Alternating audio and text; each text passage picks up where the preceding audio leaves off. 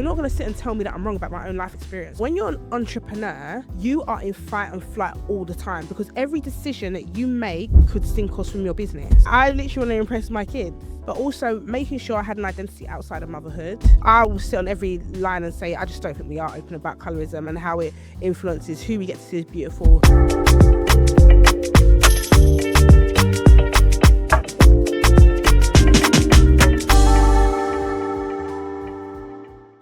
Hi Black Circle family, and welcome back for another episode of the Black Circle podcast. And as per, I am your host Zoe. Today's guest is an award-winning journalist, media entrepreneur and the founder of one of Britain's most influential platforms for Black women.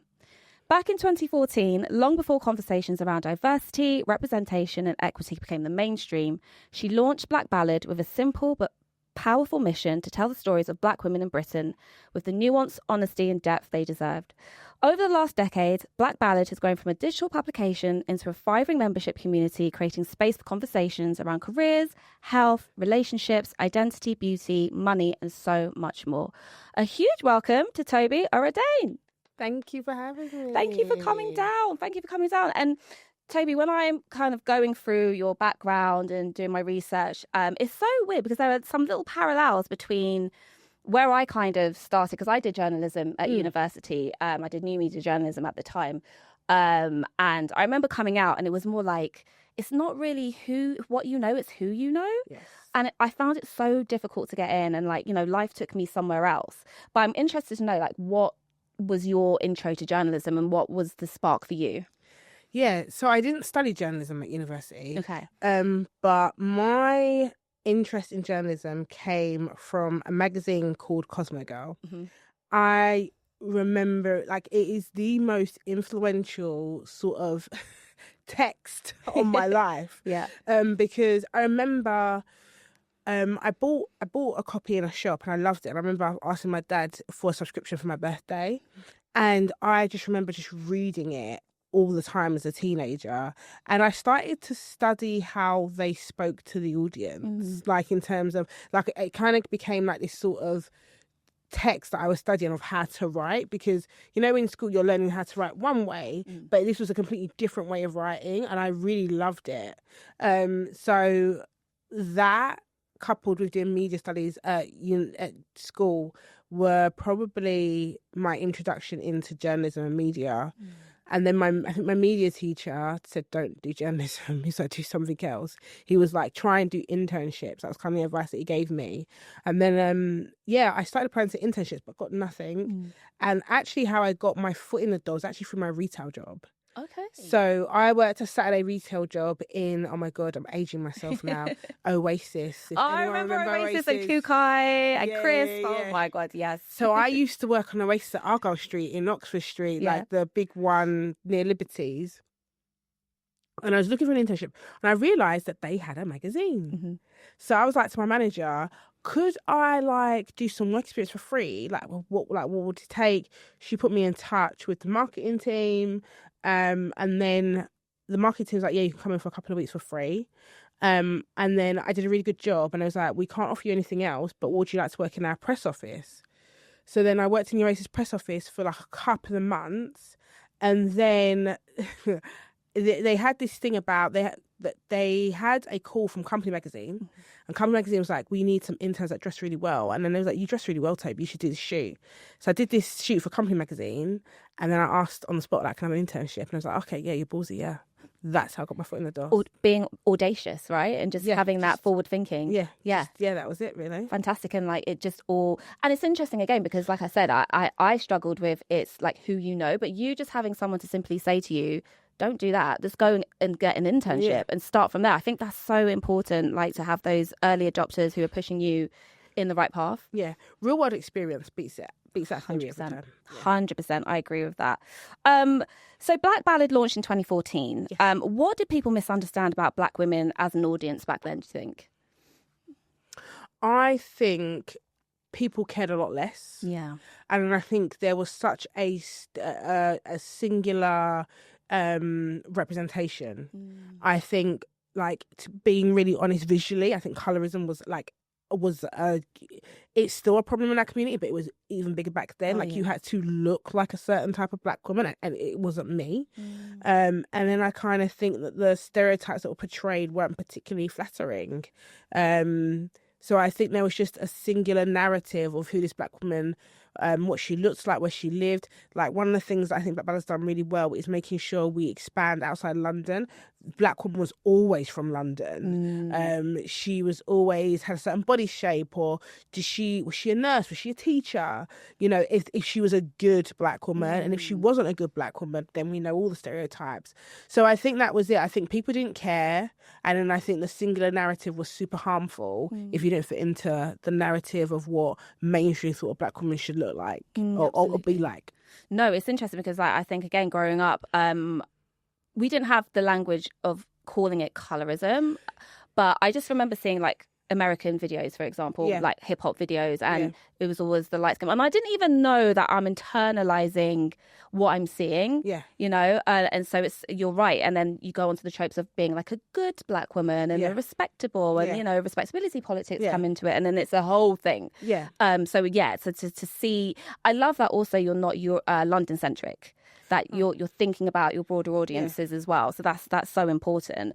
I've heard you describe your time at Now magazine as one of the worst intern experiences that happened, and we're talking about you interning.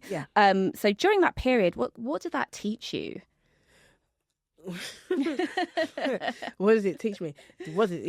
It taught me that if you are a Black woman or Black young woman and you have an opinion, it is really not welcome amongst certain white voices, even if you're in the right. And I think that is so damaging for your confidence. So it also taught me that if you mentally feel like the walls are closing in on you, if you really feel like you are in a team that really does not value you, you need to leave. And there were a few incidents that happened. I remember one that happened. I can't do this anymore. And I cut the internship short because it was just a horrible experience. And I always say, you can never forget, you know what, you never forget the names of people that make you feel really bad. Right. And I can never forget the names. I can never forget the faces of the people that made me feel that way in Now magazine. So that was an experience. But yeah, like if you can't, if something's making you feel bad or a group of people make you feel bad in the workplace, I actually think you should leave. Like, genuinely, I do. Yeah, because nothing's worth your peace of mind and your mental health above anything else. No. Yeah, and I mean, what age would you have been when you was doing that internship? 21. I was out of uni. 21. Yeah, I was 21. So did you leave? Did you was like, okay, I'm out of here? Like, what was the outcome? Basically, I've said this before, but basically it was like the year Whitney Houston died, and they did a dedicated issue to her, but the baby picture they used for her was Oprah Winfrey. Oh, come on. And I was like, by the way, just to let you know, like, the picture, and it was all white. It was a majority white office. There was one other Black woman, but she was part-time on fashion. And I remember the comments of like, who do you think you are? Like, it's printed. I remember the comments. And like, it's just the sniping of like trying, because it wasn't a malicious comment. And to be honest, when you look at it, like, you're at fault. You did not do the research. You did not have anyone on your team that could tell you it was wrong. And I was trying to help you get in front of it. Right. And I remember just going home and being like, I just don't want to return. And then I had another internship that I'd been at previously. And I remember saying that, oh, look, I'm having this experience. I was like, oh, yeah, do you want to come back? And I just said, yeah, I'm leaving at the end of the week. I just couldn't do it. No, and I'm so, like, in shock. And this is when we say, again, like, you have to have people in the room who represent, the type of stories that you're trying to put out there. And you was that person in the room, and they were still shooting your voice down. That's absolutely insane. And that brings me on to, when I look at the percentage in the industry of Black journalists. So apparently, I believe the figure is approximately 1.3% to 2%, according to Reuters. That's how much the percentage of Black journalists make up. Is it 1.3% today? It's an improvement. It's an improvement. Oh, it's an improvement. Yeah, okay. 0.2% when I was like in the journalism industry. So 1.3% is an improvement. Okay. Still, a little bit shocking, but it's still super low. Yeah. So what I was saying about that, basically, obviously, we're not very visible. There's not many of us. So how isolating were those experiences for you? Yeah, they were quite isolating. But you know what? It actually taught me to connect with other people on another level. Yeah. You know, you can't just connect with people because you share a race. Like just there has to be other things that you connect on. And I always say, like, the people that I made like the best friends with in my journalism career were 3 white sub-editors who were all in their 50s. Right. And like they just took me under their wing. We used to just talk about stuff, and like they made my time at a magazine I was working at the time such a lovely experience. So it was isolating, but I did find my people. I think it made me a better communicator, and I think it made me more curious, because it was like, you know, I'm that person that, like, I literally was one of my friends earlier, and one of my best friends met in uni. I remember we smiled across the hallway because we're the only black girls in the room, and we've been friends for nearly 20 years. Black nod. Yeah, you know, that but that made me do more. Yeah. Like, being the only black woman was isolating, but it forced me to be more curious. It forced me to communicate better. It forced me to be more open, actually, and share my world. And like, these 3 amazing sub-editors were interested in my world and were interested in my POV. So it was isolating, but this as well, I think I had a really positive experience on how I put myself across. Yeah, and again, it's you know, you're thinking about safe spaces. Yeah. So unfortunately, now was not a safe space for you, but like you said, you came on and you found your tribe, and that did. And again, there's so much wealth that we can learn from each other. It's that not creating those echo chambers that can be a bit dangerous. But when you do find those spaces, the information and the knowledge that you share amongst each other is so important. Absolutely. I want to talk a little bit about betting on your own community. So in 2016, you moved from free content to a membership model and asked your audience to financially support the platform. So I think you raised over 11,000 through crowdfunding in just 6 weeks. So what did that feel like for you emotionally, kind of like opening yourself to the community and asking for that support? Do you know what? I'm going to say something. I've never used the word support. Okay. I've never used the word support. Okay. I think when I like, you can look at all of our like emails that we've never used the word support. And the reason why was because I fundamentally knew this had to be a business. I didn't register as a charity or a CIC. I was like, I'm not going to use the word support. It was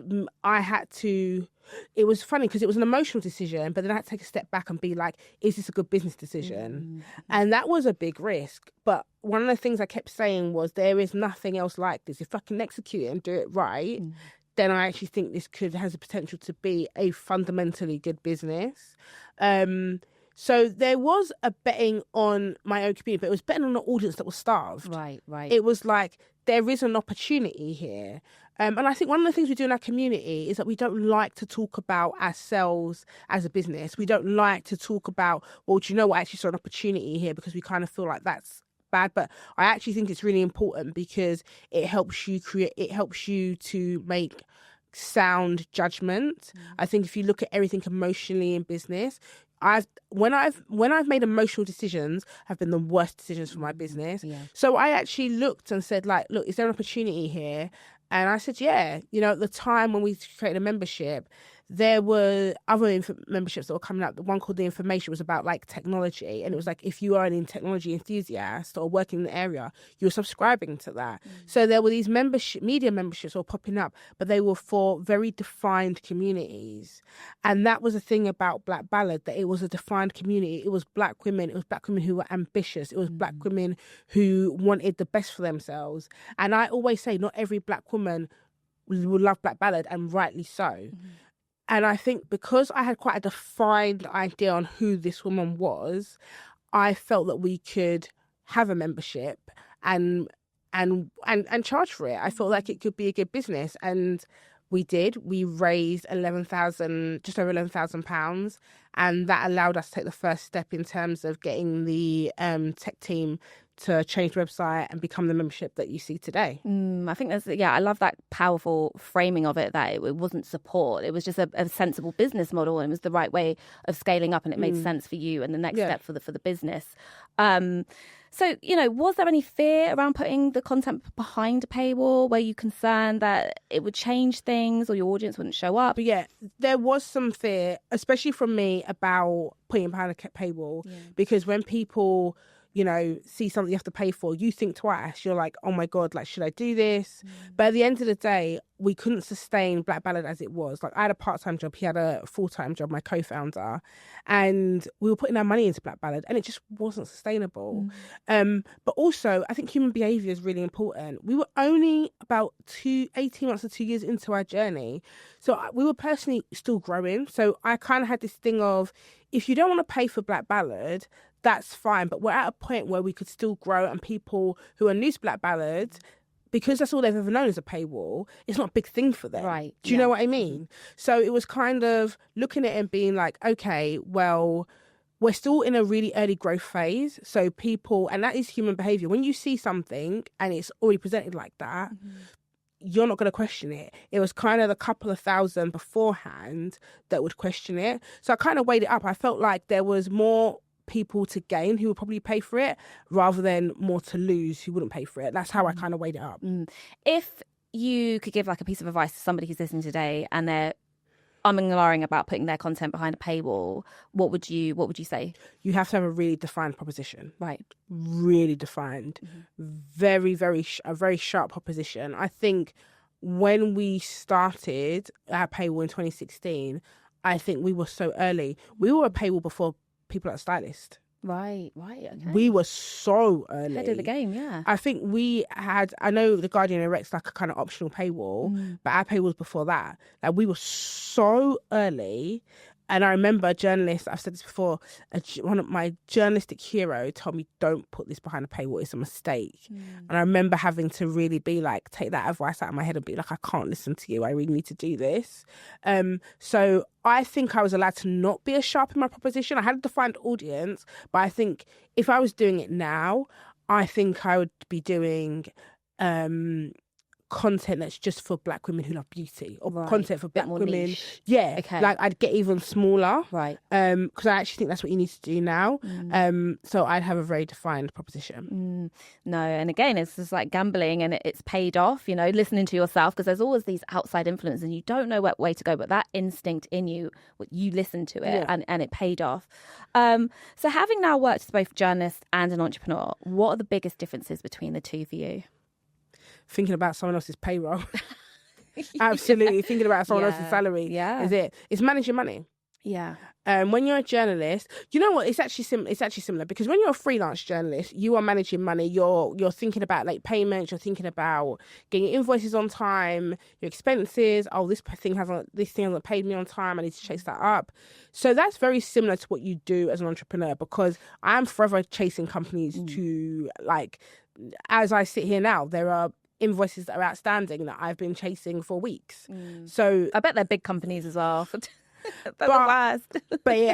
but the thing is, the knock-on effect doesn't just stop with me now. It affects teams of freelancers, and you have to manage other people's emotions when it comes to money. And that is, I think, personally, biggest difference for me being an entrepreneur and a journalist. That's the difference that I've had to really reckon with, in terms of you're responsible for other people.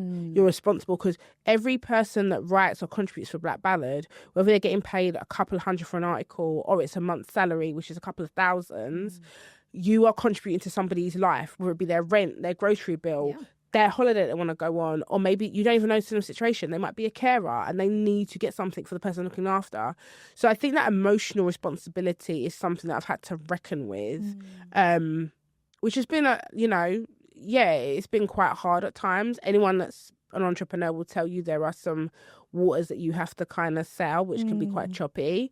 But that's the biggest difference. Is there ever like a difference in, I guess, your creativity and the business side of stuff? Is there ever a struggle between those two? I think there is. I think sometimes you have to think, is this creative decision that I want the best for the business? Right, yeah. Sometimes you do have to think about that. But I've become quite good at trying to weigh up the obvious, because I always ask myself the question in terms of how will this affect the bottom line? Because you have to ask yourself that question. Because if there's no money in the bank, you cannot do anything. So I always ask myself that question, like whether it be like, even if it's like, I don't commission anything anymore. Gisela Benson, our head of editorial, does. But even if we're talking about something, sometimes I'll ask her, is that going to grow membership? You know, is that going to get us where we need to get to? You know, my co-founder who works on the data side of things, is this data opportunity going to get us where our goals for the year? And even like myself, when I'm doing partnership and brand partnerships, you know, I have to weigh up, is this the right partnership? And like, is this the best thing for the bottom line? So I think, you know, there is a struggle, but I try and weigh it up and I ask that money question at the end of the day. Absolutely. I asked the question for myself, honestly. You have to. Yeah, because sometimes I'm like, okay, I know that I like enjoy creating. I know I like that aspect of it, but then there really is a business behind it. There really is. And you have to kind of tap into that entrepreneurial side, and not every creative has it. But if you want to scale, you're going to have to get to learn fast. You do. You do. This is why I wanted to see your perspective on it, because sometimes it's a little bit of a tug and pull, even for myself. I wanted to move on just a little bit about and dive into beauty and identity. There was a line, I think you said, the beauty industry gave me my feminine identity. Yes. That article that headline is for Elle, I think it was, and that really piqued my interest because Okay. Yeah. Do you remember? Don't remember writing it, but okay. But I know you've done your job, so it's true. Yeah. So kind of, what did you mean when you said beauty industry gave you your feminine identity? If I know myself pretty well. Yeah. What I meant by that, I think I actually remember this article now. It gave me my feminine identity in terms of what beauty ideals I should be aspiring to. And I think the article is about me undoing that. Yeah. When you grow up, you know, in the noughties and 2010s, you know, what beauty looks like is it looks very white or very light. Hair and in that, chic, yeah, all that, yeah. Yeah, you know, you have very straight hair. Your features are very slim in terms of like your nose, and you know, you have to have a certain waist. Even to the point, it sounds really thingy, of like, I wrote an article once for Stylist, and I remember like talking about how no one ever had body hair in music videos. True. Not a single piece of body hair, like in terms of like and just looking at like the beauty industry and what it and how it tells us to be feminine, it is at the time it was so dangerous. Yeah. Because the lengths that some of us would go to, like I've never bleached my skin, but so many people that I know, whether they be related or, you know, I know through friends, have done that because that's what the beauty industry taught them. And there's such a unlearning that you have to do. You know, I relaxed my hair until like I was, I think like 23, 24. And I had to unlearn that, you know, having an afro is something that is more than fine and perfect. It's the hair that grows out of my head, you know. And I think like even to the point of like who gets to wear certain lip colors, you know, like to be feminine, you know, it was very muted back then, like it was very pulled back. So that's what I meant, and it meant that I was given an identity that I had to unlearn, and that was quite a really important experience for me, especially because because I wanted to have children, and I didn't want to put that on. I actually have a daughter and a son, but I especially didn't want to put that on my daughter. But then I didn't also want to put that in front of my son when he goes out into the world and how he looks at women and how he judges beauty in women. Particularly black women as well. Exactly. So I thought it was really important to write that article and to be very honest about the unlearning that I've had to do in that article. And I really hope that is what I wrote in the article, because if someone Googles this, I could be changed it. Well, I was going to ask, what were some of the things that you learned? So you've unlearned those, but what were some of the things that you've learned? Some of the things I've learned about beauty, particularly for you and how you show up and how you want to show up. Oh, that's a really good question. I think one of the things that I've really learned, I was really afraid of colour. Yeah. Same actually. Yeah. Yeah. So like, I don't know if you can see it now on the camera, but my hair's actually dyed. I could never ever go back to having black hair. I could never ever go back to having black hair, I don't think. Like this idea that dark skinned women shouldn't really play with like colour in makeup and hair. And like my hair's like an auburn colour. Yeah. And I had my afro out the other day and I just felt so happy with it against my skin complexion. Yeah. And I know it sounds very, very superficial, but that is one of the things. And like I only started dyeing my hair a couple of years ago, and then I let it grow out, and then like I dyed it earlier this year, and I literally said to my hairdresser, we found my colour. Yeah. Like literally, it's expensive though, bloody Yeah. hell. Like you got to dye, if you want to weave, if you want like extensions. Yeah. Oh my God. Like that is the downside to colour, but it's so worth it. It's so playful and it's so like, it makes me feel so joyous.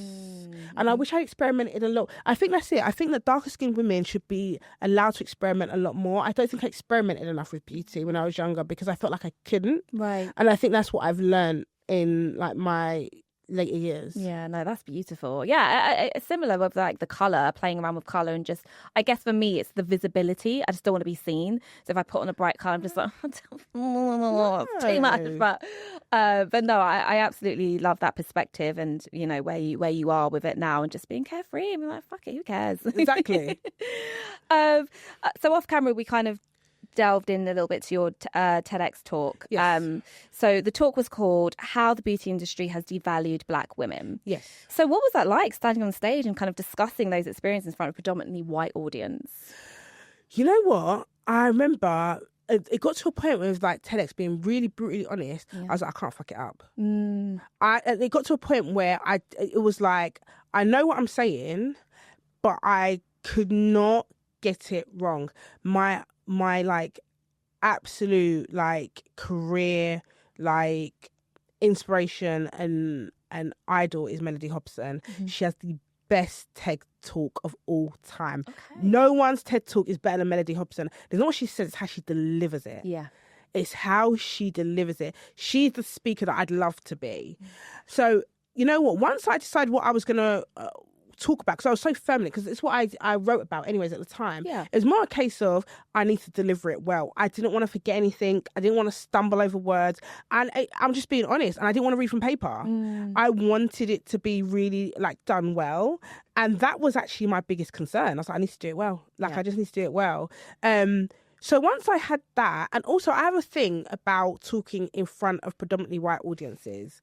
And the thing is, you have not jumped over as many hoops as me to get where I'm getting, so you cannot judge me. Like, Absolutely. there is no way. So if I'm talking in front of a predominantly white audience, I actually don't care, because I'm just like, you cannot sit and tell me that you have had to fight, claw and scrap as much as I have to get to where I am. So I don't necessarily feel nerves when I'm talking in front of white audiences. I really don't.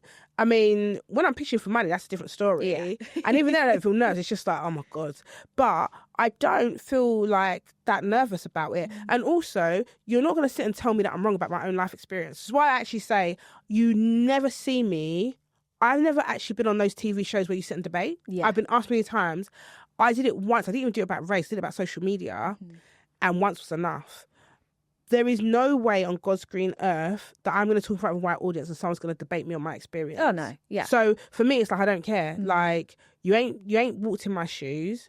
You ain't done half the work to even be where I'm at. So I really didn't care. I just knew that it was being recorded. And I was like, I need it. If it's going to live on YouTube, it just needs to be bloody good.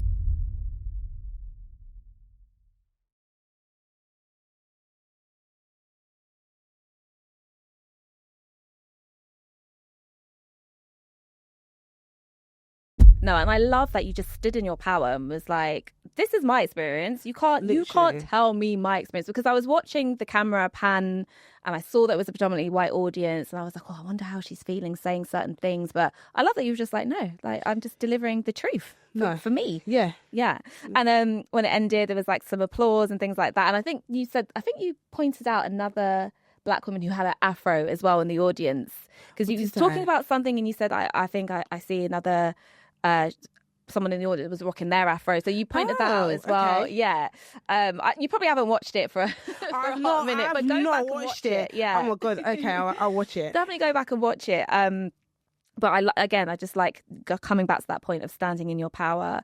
So through your journalism, what conversations around beauty and identity do you think Black women are still struggling with to openly have today? That's an interesting one. Especially because I don't... yeah, that's a really interesting one. I think that one that Black women are probably... I don't even think it's just particularly Black women. I think this is all women. I think probably, especially if you are heterosexual, probably how men see us. I still think that's a bit of a taboo thing. I think, us wanting to be desirable to the people that we feel attracted to, I think we maybe are not as open, and maybe we still make beauty choices based on that. Yeah. I think that's something that probably we're not as honest about. And I think I'm really lucky in terms of I've got to a point where I'm really comfortable with myself and I know it makes me feel better. But I'd be lying if I said that, my husband doesn't influence, but thank God I'm married to someone that's sensible. Do you know what I mean? Yeah. But I think that's something probably that we're not as open about. And I just don't think we're open about colorism. I will sit on every line and say, I just don't think we are open about colorism and how it influences who we get to see as beautiful, who we get to see, like who we think of first and foremost. I think we've gotten so much better, but I don't know if we're as honest as we should be about it still. I agree with you on that. And, once my eyes were open to it, I see it everywhere. And I'm just like, you can't deny this is a thing. And yeah, it is so disappointing. And going back to your point about, we're not having the open conversations about how we want to come across to men. I think Shantae Joseph did a really good article about not why it's embarrassing to date men. Yeah. So there is that decentering conversation coming on. Yeah, there is. But to your point, it's about appearance and beauty, right? And how we're not openly talking about that. Yeah. So no, I do agree that there needs to be a bit more conversation around that, and also the colorism issue. Yeah, and I think also we all have privilege, Like I know that being straight and being married carries privilege. Yeah. I see it at school. Like I see it when people know that my children are from a married couple. I know I know that there's a privilege there. I absolutely do. Yeah. I know that, when I went to have my kids, and people were like, this is my husband. I've seen it, especially because there's a stereotype around Black couples. Oh yeah. So I know the privilege that I carry, and I think that's the thing. Like, just because you point out someone's privilege, it doesn't mean that you don't have any yourself. I think just being very aware where your privileges are. 100%. And just, again, being mindful that you're not taking something away when someone says, this is my experience. Like we said earlier, you're not taking that away from them. You're just listening and you're understanding. 100%. So motherhood and leadership. Yes. One thing I found particularly interesting was hearing you speak about becoming a mother, and just before lockdown and the challenges that followed. Yes. I did a little, look on TikTok and things like that and hear you speaking about it. So you gave birth just days before lockdown. How did motherhood change your relationship with ambition? I think it made me more ambitious. Yeah. Yeah, because you've got another life that you're... Like I always say, my daughter was the first person that I was ever responsible for besides myself. Because I'm not responsible for my husband and my husband's not responsible for me. Our vows mean we've got responsibility to each other. And I think that's completely different. But knowing that I've got to be responsible for another human being, I think that made me more ambitious in terms of... making sure her life is as good as it can be. And that means, one, being really, secure in myself, emotionally, mentally and financially. Like, let's be honest, like you bring another life into the world, that's an expense. Yeah, of course. And also wanting my kids to be proud of me. Mike is an example today. Like my kids watched this show called Jojo and Gran Gran. My daughter was obsessed with it, and now my son's gotten into it because she's a bit older. And there was someone this morning, and I was like, "Do you know that the creator of Jojo and Gran Gran spoke at the Black Ballad Weekender?" And my daughter, who's 6, went, "No." Aww. She was like, "Real life, mummy." Yeah. And I was like, "Yeah." I was like, "Yeah." Yeah. And I love being able to do that with them because, I personally think the only people I want to impress at this point is my kids. Like I literally want to impress my kids. So it made me more ambitious in terms of making sure that they're as prepared as they can be in their future, wanting to impress them, but also making sure I had an identity outside of motherhood. Yeah. I think it's really important when you become a mum, and like my identity outside motherhood is being with my girlfriends and spending time with my girlfriends. It's, you know, indulging in, like, I love cooking. I really do like cooking, and like I go to the gym to kind of get that time away, but also work and create, you know, give you a life outside of motherhood. So, you know, it made me more ambitious. That's fantastic. And if anyone, again, I always like to kind of pull the audience in, if anyone is struggling with, you know, they've just given birth and they're trying to establish a business, what would your advice be there for them? Do you know what? I would honestly say don't be in a rush. You don't get the time back with your child. And also I think, like, when you are a new mum, you're operating from a really emotional place. And I think, like, don't make any rash decisions. So I'd actually say take your time and slow down. Don't feel like you have to do, just because you're on mat leave, don't feel like you have to have a business up and running in that, like, year of mat leave or however long it is. I would say take your time and also remember what's the most important thing. And you just don't get that time back with your child. Absolutely. Yeah, no, motherhood in itself is a whole journey to be explored. Did becoming a parent change how you viewed Black Ballad's purpose? Oh, that's a good question. Did it? No, I don't think it did. Okay. I don't think it did. We had always done motherhood content, even before I was a mum. Like, I was always aware, because we always survey our audience, and like mums were always in the audience. Like, motherhood was something that a lot of, not all the women in Black Ballad, but a lot of the women aspired to. Yeah. So I don't think it did, actually. I think it, I don't think it changed its purpose for me. I think it maybe, no, I don't think it did. Do you think it reinforced the purpose rather than change it? I really love to be deep, but no. Fair enough. Fair enough. You've spoken candidly about the challenges of maternity leave and hiring. Yeah. So were there any assumptions you held about leadership that those experiences forced you to rethink? Yes. Employees will not give you the same grace that you give employees. Right. I think one of the things that I've really realised about being an employer is that in the eyes of the world, you're always going to be the bad guy. Because, yeah, like, and I think I used to listen to this Christian podcast, and they were talking about if you've had a bad day, and it's like, you know, maybe your boss is getting onto you. But there's never, ever maybe an employee's made your life hell. True. That's never a dynamic. That's true, Never, it's your, like, you are, like, you know, openly, like, of course there've been employees that I've not gotten on with, or like it's just not worked out. And when that story is out in the world, you're automatically always going to believe the person that has been the employee, not the employer. And also, what do you think that is, though? Like, do you think it's because I think it's a power dynamic. Right. I think it comes into power dynamic. Because it's like, how can the employee be the difficult one when they don't have as much power? But you'll be surprised. You'll be really surprised. Like, if an employee doesn't turn up to a shoot for a partnership, or if an employee lies about something and you've got to go and sort it out, that can make your life really difficult.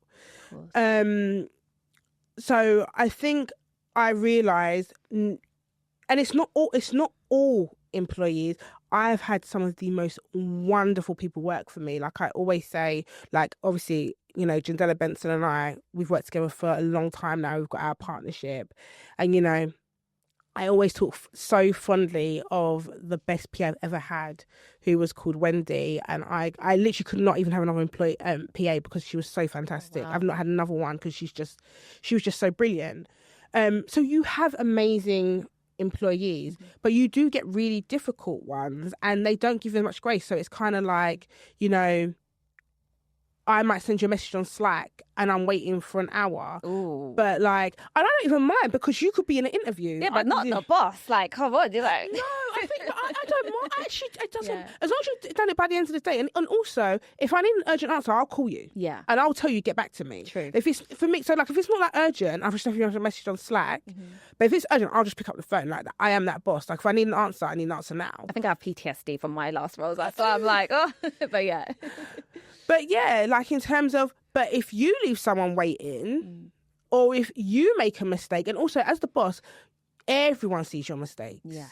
Whereas when you work in different departments, so like the editorial team and the social team and the admin team or whatever, or the events team, you don't necessarily see everyone else's mistakes. I see them. And to be honest, what a good boss should do actually is to actually cover those mistakes. Your job is not, because you don't want mistakes to get to the surface where it affects everybody else's how they're doing their job. So that's always where it is. So employees can make mistake after mistake, and other employees are never going to see it, and they think they're doing a wonderful job. But no, what's happened is that I've done my job, but you don't know about it. But when you make a mistake, it's super public and everyone's looking at you. So I definitely think I've realised that you cannot expect your employees to give you the same grace as that you give them. And I don't expect it. And I think that's why I've been very careful about, like, I haven't hired full-time in a long time, because I think I really need to be ready to take on that. Because also when you're employing somebody, you just give them your time. Yeah, like, you've got to check in with them. Like, because it's interesting. Someone said you shouldn't create an employee shouldn't feel like family, should feel like an A-star team. And I actually agree with that. Yeah. I actually think I went down the wrong route, and it was quite emotional. And I think now I don't have that emotional sort of pull anymore. Yeah. So I think that's what I've learned. And I think especially when you're a Black woman and you're an employer, I think that the grace you expect from certain people actually isn't always there. And I think that can be quite painful to reckon with. So I've learned a lot. And don't get me wrong, I'm not here to name and shame, but this is my experience. This is my experience. I'm allowed to stand in that truth. I'm allowed to say that. You know, I've had, I remember there was a time when I got dragged by employees on social media, and my lawyer literally said, you can't say a word. So you can't. So you're handcuffed. You literally. You are so handcuffed. Yeah. Like, I remember calling my lawyer because because it was just not true, and they was like, you can't say a word. And I remember what they said to me was like, if you want to take this further, it's gonna look so bad on you. Yeah. It's picking your battles, right? Yeah, you have to pick your battles. So I think, like, one of the things I always say, hire slow and fire fast. I had conversations about people leaving my team way too slow. I like that. Hire fast. So hire fast and no, hire slow, fire fast. Fire fast. I like that. And it's true. I've never thought of the other perspective, the other side, the owner's the side, the business. I've never thought of it in that way. So that's. And also, when you're an entrepreneur, people have. I think there's also, there's difference being like a manager in a corporate.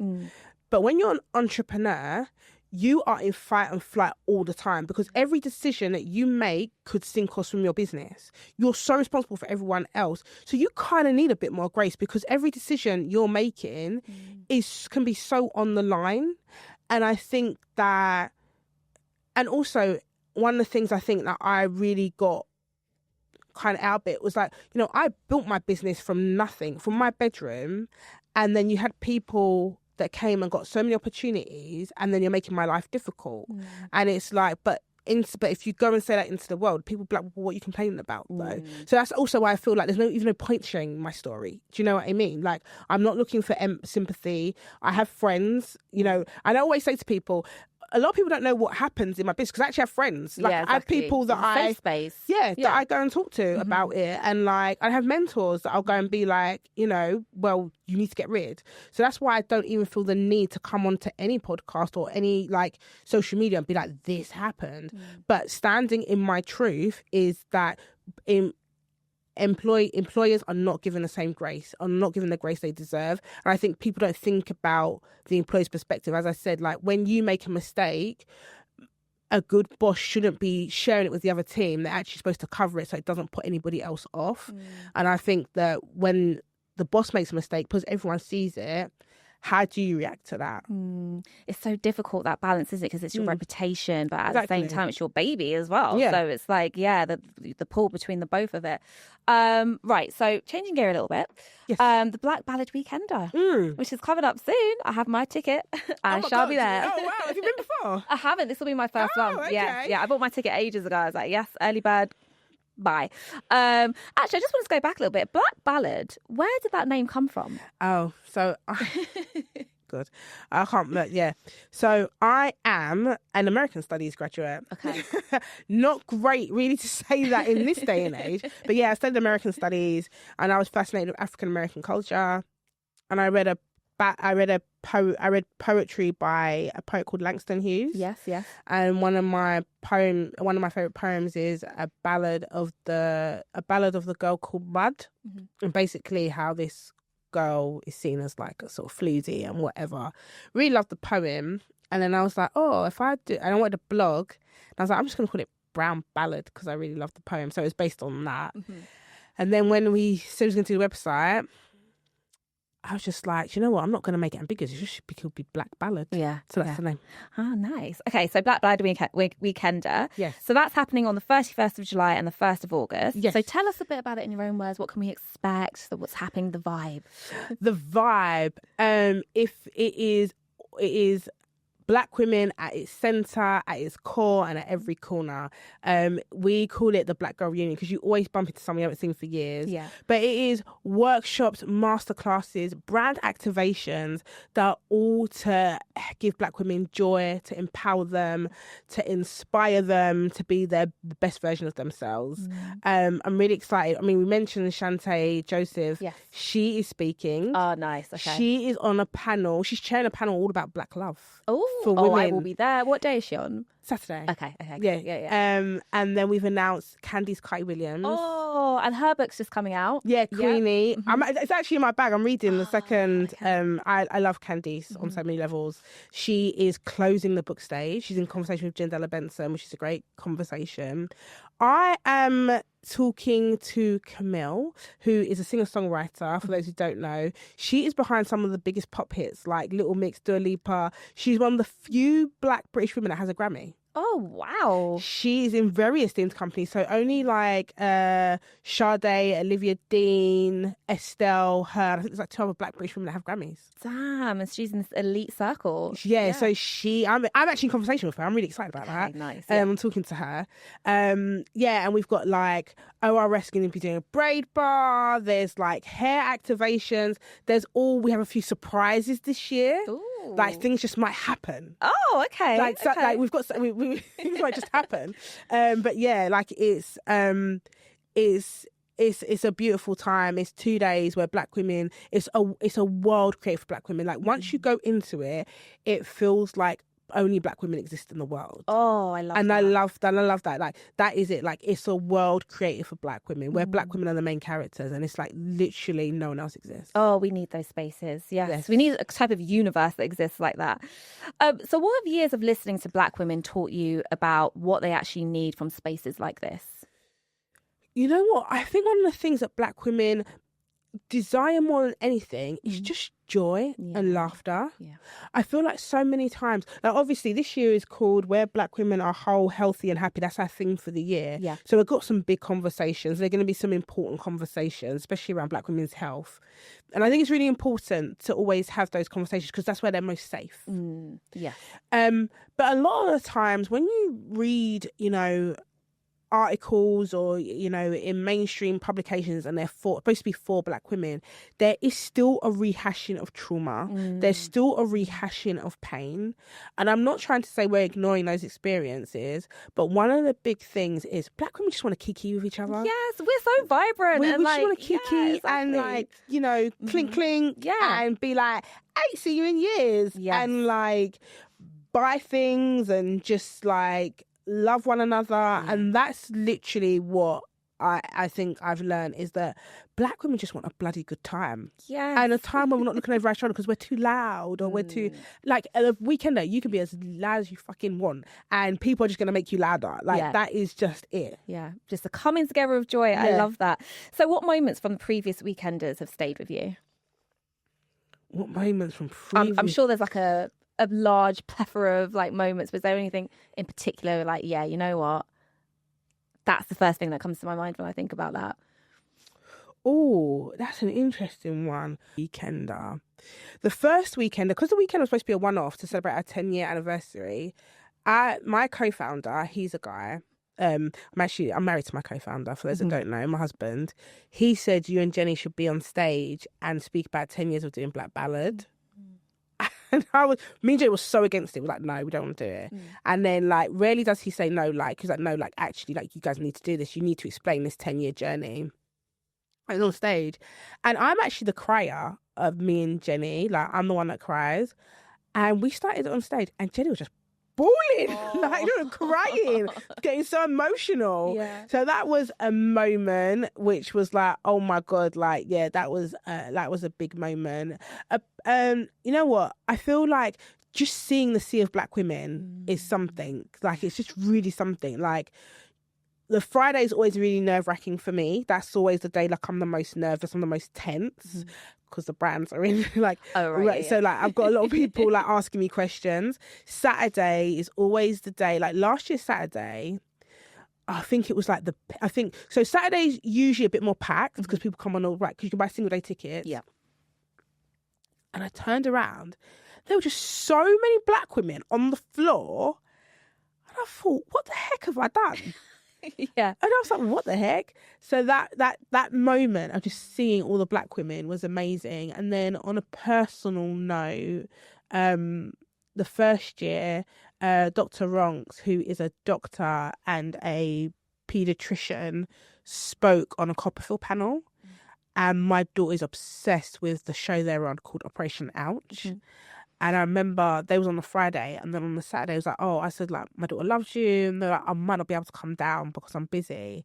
But they came down, signed a book, and my daughter was so gassed. And we've got a family picture. The only family picture we've got at the first weekender is me, my husband, and I had my daughter and my son with Dr. Ronks. And it was just such, like, my kids were so happy. Because if someone on the TV, they were like, How are they like here, mummy? And it was like, that's a beautiful moment. So yeah, I definitely think seeing on stage with Jenny's one, seeing all the Black women last year on the Saturday was a real sort of mind warping experience. And then yeah, that family moment is always something beautiful. Toby, look what you've built. It's fantastic. It really is. It's all right. Girl, it's all right. It's amazing, and it's so needed. It really is. So, closing. Yes. What do you hope Black Ballad changes permanently for the generation of Black women coming after us? What do I hope it changes for Black women? I hope it... You know what? I would really love Black women to see themselves as the norm. Like, why... When it comes to womanhood or anything, like, whiteness is such the norm and the expected. But I really want Black women to look internally to their community and be like, no, we are the norm and the standard. And that's all I actually want. Like, I don't want young girls to grow up and look at outside other cultures and feel like I have to, and judge themselves upon that in terms of like, I have to be as good as, better, or as close to in order to feel successful. I want us to look more at ourselves and feel like actually that person in the community is the standard for me. Or that person, that Black woman, you know, she was like, Camille won Grammys, like, she's an amazing singer-songwriter. That's who I want to emulate. Do you know what I mean? I don't want to emulate, I don't know, like Kardashian or someone. Or, yeah, but you know, also, like, when it comes to songwriters, like, I'm not gonna lie, like, I grew up in that age, you know, in the 2000s, and Robbie Williams was the biggest thing, not my thing. But I remember, like, his songwriting partnership with Guy Chambers, like, they were like the songwriters. Like, you know, if you wanted to get into music, you didn't want to be a singer. If you wanted to be a songwriter, that's the sort of songwriting partnership you had to do. But Camille is there. Yeah, right, exactly. She's there. Like, she should be who you're looking at if you want to break into music and be a songwriter. And even if you don't, even if you want to be, you know, a freaking investment banker, well, they're in our circles. We have barristers, we have lawyers, we have multi-hyphenates, we have podcast hosts. Like, I want the generation after us to look inwards to the community and see the inspiration there. I don't think you should always have to look outwards. Absolutely. It's all in-house. I love that. So, full circle moment. If you could sit down with a younger version of yourself, whether that's the young journalist trying to find her place in the industry or the woman about to launch Black Ballad, what would you want her to know? Get your money right. Important. I think it's actually a really important one. I think I would have I would have saved a bit more. I think I did Black Ballad when I was like a little bit like, I think I might have like saved a bit more money and made myself a little bit more secure. Like I would want her to know that it's actually okay to want to be financially secure. Yes. Like it's actually okay. So I think sometimes when we do these things, a lot of people are like, oh, you're doing it for this or that, but you have to be able to eat and live and breathe and not go to bed at night and worry. So I would say like it's okay to make decisions that are going to make you financially secure. Like, don't feel any guilt about it. Yeah, don't feel any guilt about the bag. Any guilt. No. Tobi, thank you so much for coming down. Like I said, it's just so important what you're building and what you're going on to build. The weekend is going to be amazing. I'm looking forward to seeing you in your glory. If people want to follow your journey, where can they find you? They can find me personally. I am Tobi Oredein, and that is on Instagram, and I'm just Tobi Oredein on TikTok. And then obviously Black Ballad UK. Black, there's no hard R in ballad, please, for the love of God. It's just Black Ballad UK on all platforms, and we should definitely give your community a code for the weekender. Yes. Black Circle. So like by the time this comes out, if you type in Black Circle, you'll be able to get a discount. Amazing. Yay. Thank you so much. And guys, thank you once again for joining in. And if you want to follow the Black Circle's journey, we are across all socials on the Black Circle podcast. Don't forget to like, follow and subscribe. Thank you. Thank you to you. Well done. Thank you. Thank you.